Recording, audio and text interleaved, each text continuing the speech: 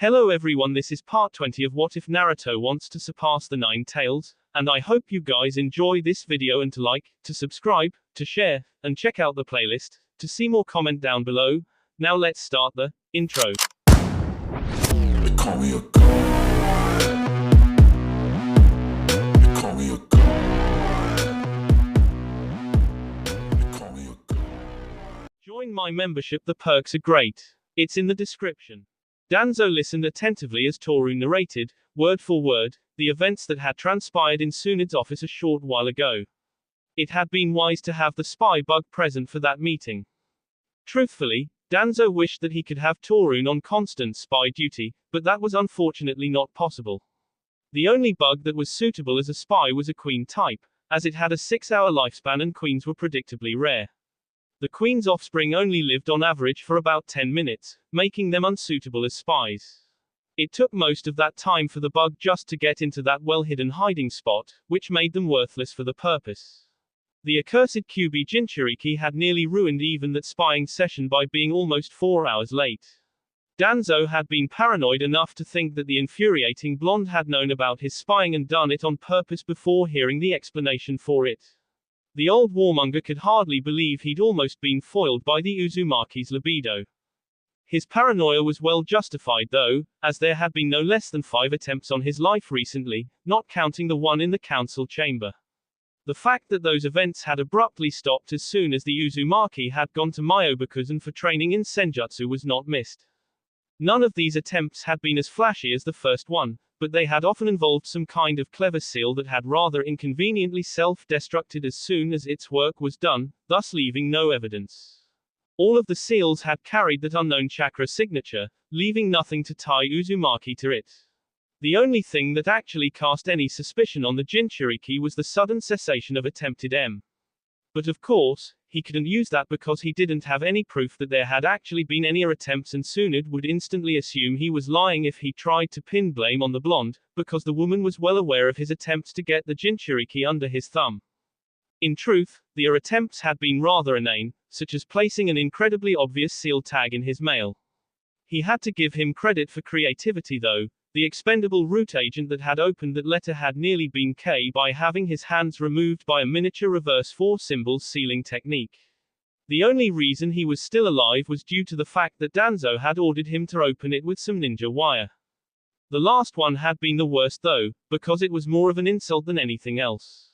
The Jinchuriki had apparently gotten bored of making attempts on his life with Fuinjutsu and had sent him a cake.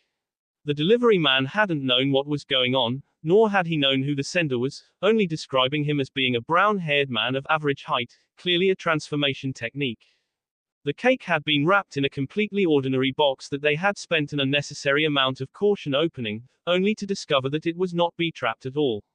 Inside the box was a card that said, "For Shimura Danzo," in elegant handwriting. Throwing kunai into it and later testing revealed it to be a perfectly ordinary chocolate cake. It was in fact not an attempt at all, but blatant mockery. That was the only attempt that might have turned up any evidence if it was reported and investigated, but it would just make him look like a paranoid old lunatic that was throwing kunai at a cake that was obviously meant as a get-well present after his near-death in the council chamber.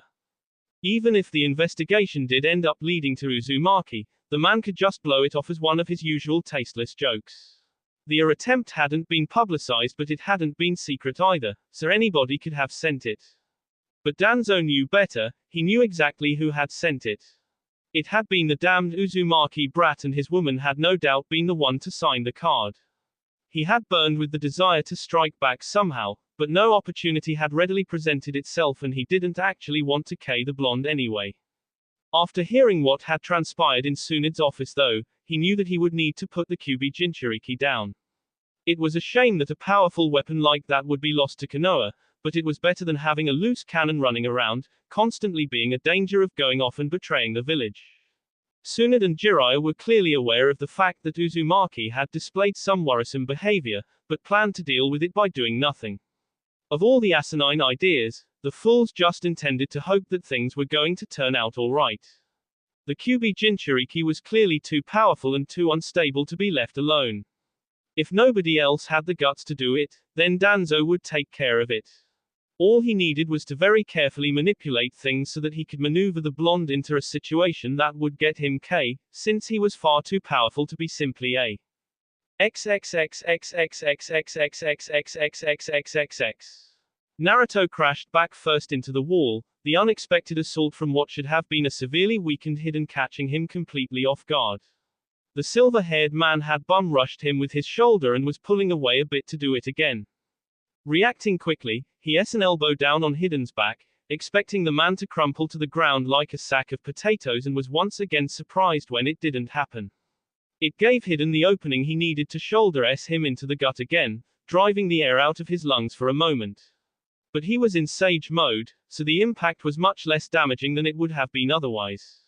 The next elbow was much stronger, and it was immediately followed by a knee, which finally dislodged the Jashinist enough that Naruto was able to kick him across the room.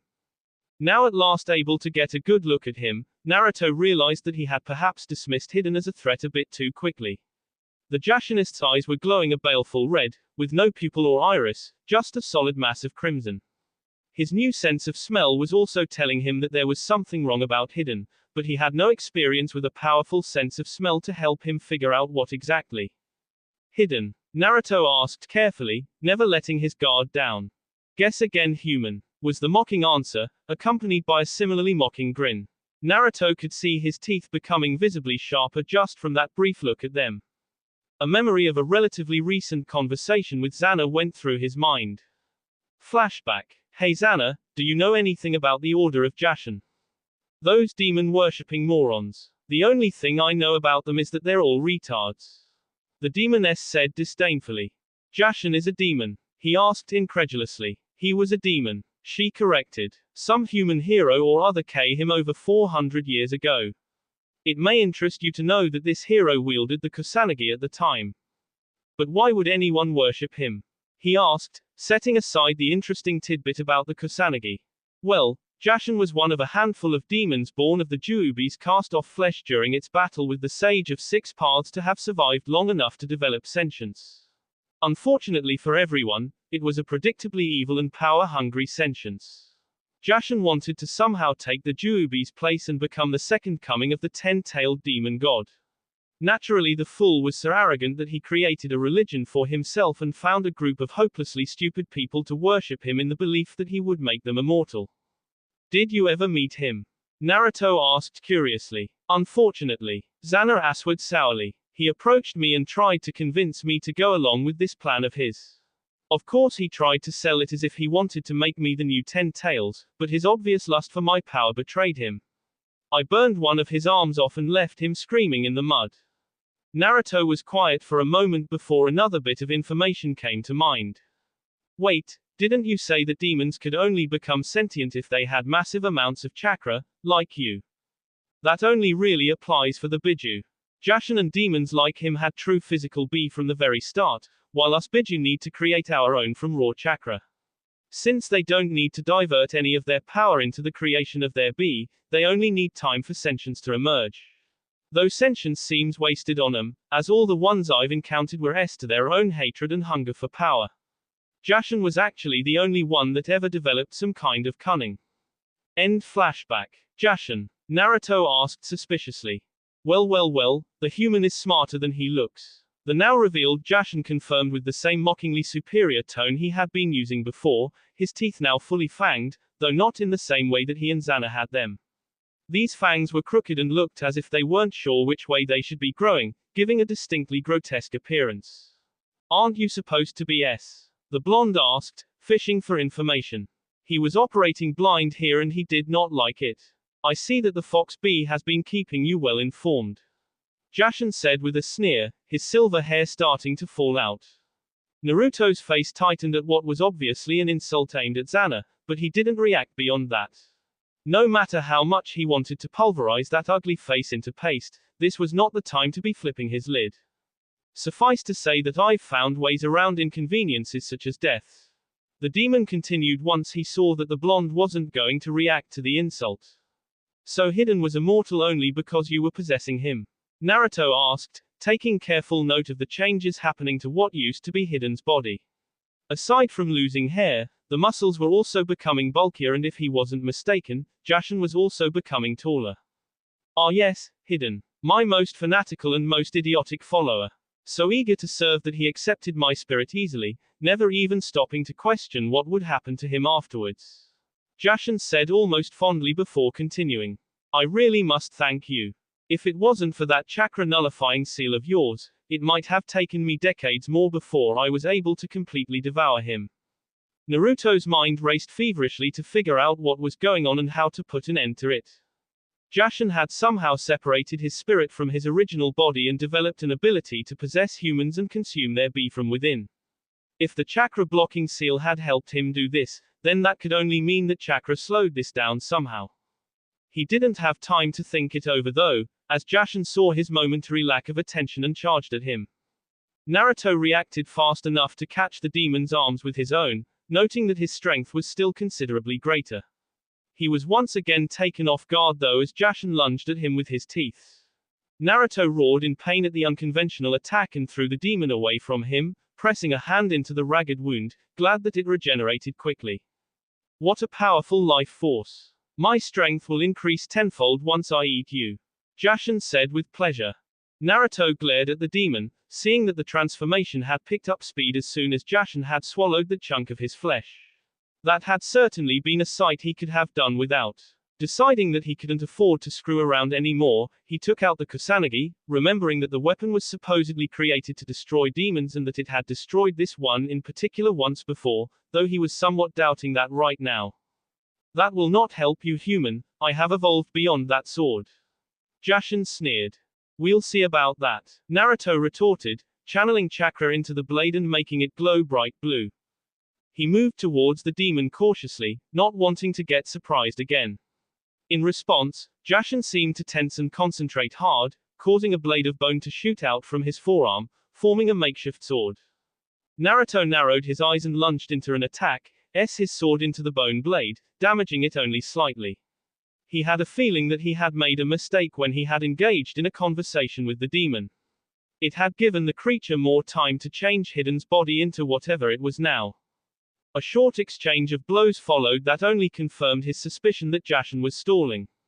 The demon was fighting completely defensively, prolonging the fight but nothing more.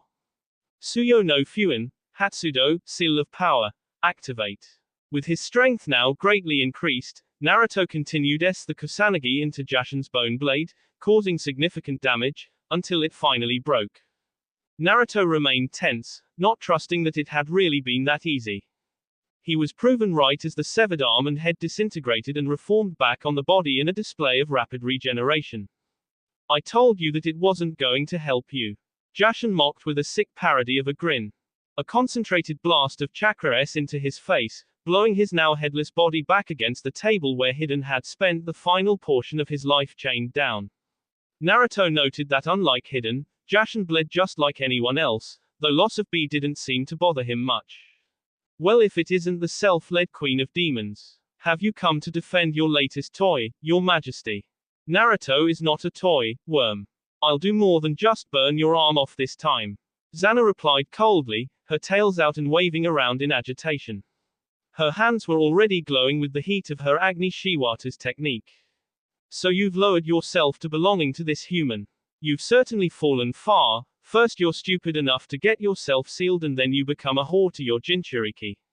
Do you pay for your freedom with your mouth or your This time, Naruto wasn't able to keep control of his anger and flew into an attack, intending to see the demon to pieces. Unfortunately for him, Jashan had been counting on that and easily smacked him out of the air, the attack being far too obvious. Instead of trying to attack the blonde though, Jashan lunged at the red-headed demoness.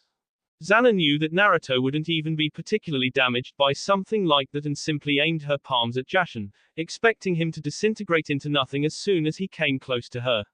She had no idea how he was managing to regenerate like that, but figured that he'd if his body was completely destroyed. Her eyes widened in shock when he grabbed onto her arms, seemingly unaffected by the heat.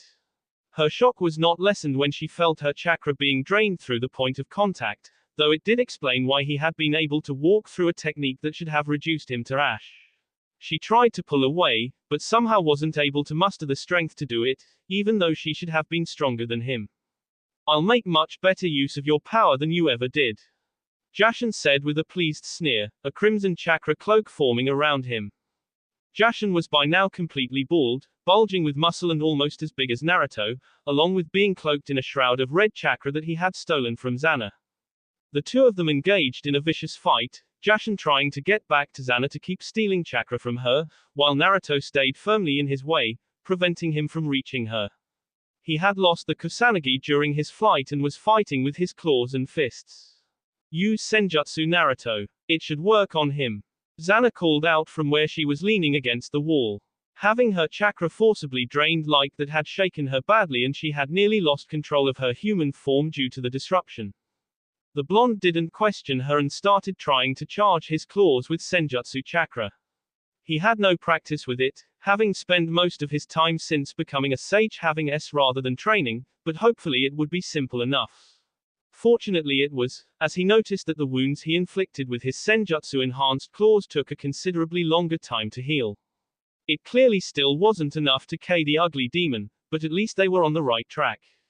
There was a lull in the fighting as the two of them locked hands in a contest of strength.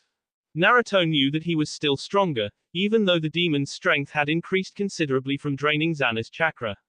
Worse still was the fact that the skin and muscle on his hands was being burned off from the corrosive chakra. Quote, "You won't be doing anything anymore," Naruto replied grimly, chains shooting out from his shins to wrap around Jashan's legs. As soon as they were tightly bound, he stopped hiding his strength and snapped the demon's arms like twigs, chains instantly reaching out to restrain them and force them behind his back before they could regenerate. Now that he had Jashan restrained, he shoved his right hand into the demon's sea and began shaping as much Senjutsu chakra as he could safely manipulate into a Rasengan. He had no idea what would happen, but he knew that he would almost certainly survive even if it blew up on him.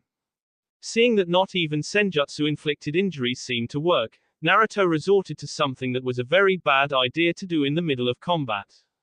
Drawing the somewhat warped but still raw natural energy out of his seal, he directed it to flow through his arm and into Jashan. This was dangerous because the only safe way to manipulate natural energy was to be still, even if the one in his seal happened to have become surprisingly helpful and cooperative. Had he tried to do this with natural energy drawn from the environment, it would have ended badly. Jashan convulsed and slumped bonelessly onto his back immediately afterwards, a kind of dark mist flying out of his mouth and going through the wall as if it wasn't there. Naruto retracted the chains and locked eyes with his opponent, surprised to find himself looking into normal brown eyes instead of the completely crimson gaze of Jashan or even the pink of Hidden. "You're still AF Uzumaki, but thank you." The words spoken in a hoarse whisper trailed off and the deformed body stopped breathing. A faint misty glow left the body immediately after. "Hidden." Naruto breathed out in surprise, but received no answer as the already body rapidly turned to stone. That cursing was quite familiar, though the thank you definitely threw him for a loop. He still wasn't quite sure what exactly had been going on here, but Hidden's occasional desire to finally made some kind of sense. If he had to guess, Hidden's soul had somehow been kept prisoner in his body by Jashan's spirit, thus preventing him from No doubt the pink eye color had been a sign of the possession. The raw natural energy had forcibly removed Jashan and Hidden had right afterwards. The desire to had probably been Hidden's only lucid moments, the moments when he realized that something terribly wrong was happening to his body and soul. His moment of contemplation was interrupted when he saw the telltale red of Xana's chakra leaving the stone body and returning to the demoness in question. "Are you all right?" he asked in worry, holding her hands and generally fussing over her, making something of a nuisance of himself. "I'm fine," she snapped irritably, her temper frayed over the fact that a maggot like Jashan had somehow gotten the better of her and now being fussed over as if she was some helpless girl in need of rescue. Naruto flinched away slightly and looked hurt at her harsh tone. "I'm sorry, I was just worried." Xana took a deep breath to calm down, using the mind link to make a quick assessment of her lover's emotions and finding only an almost desperate need to make sure that she was all right mixed with hurt at her tone. With a sigh she gave him a hug, feeling him settle down almost immediately. "I'm sorry for snapping at you, beloved," she said without offering any explanation for it. Naruto simply held her tighter without saying anything.